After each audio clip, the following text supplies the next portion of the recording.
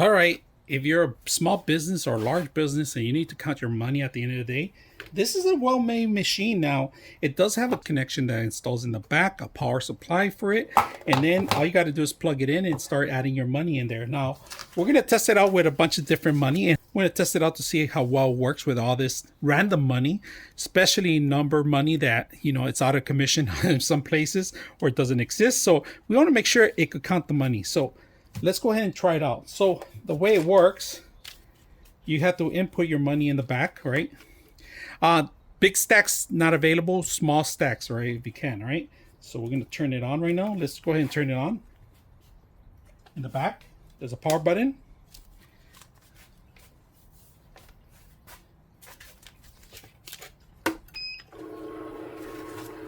There you go. So the money's on right now. The money machine's on. You have the meter here. All you got to do is, there's an error because there was a paper. Look at that. Caught the paper in there. All right, so let me show you how it works. Right now we put value of 20. So we're going to put 20s. They have to be facing up. And it's going to count them. It's 180. So 180. Then we're going to do ones. So you have to change the value. All right. From 100 to ones. All right. Ones. That's 10. All right. And then we're going to change the value to fives. Fives, all right. And that's it, 25. So perfect. So you have to manually input separation of values in order for this machine to count it properly.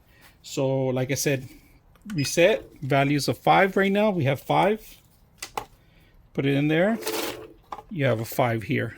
Look at that. So we take that off. Reset. We're going to change the value to 20. All right, 20, value of 20. All right, 20s. 180. All right. So we got that. And then value of 1. You have to change the value of 1 back to 1. All right. It's 10. So you have to manually change it in order to actually count the money. You can't mix them up. It's not very advanced where it's going to pick up all the dollars. You have to actually tell it what values of it first before you start counting it. So out of the box, it's a little tricky to actually understand it, but if you read the instructions, it's very simple to understand after you add the value, and then you can always restart. And if there's a jam, you can always remove the top and reset it. So hope you guys enjoy this video.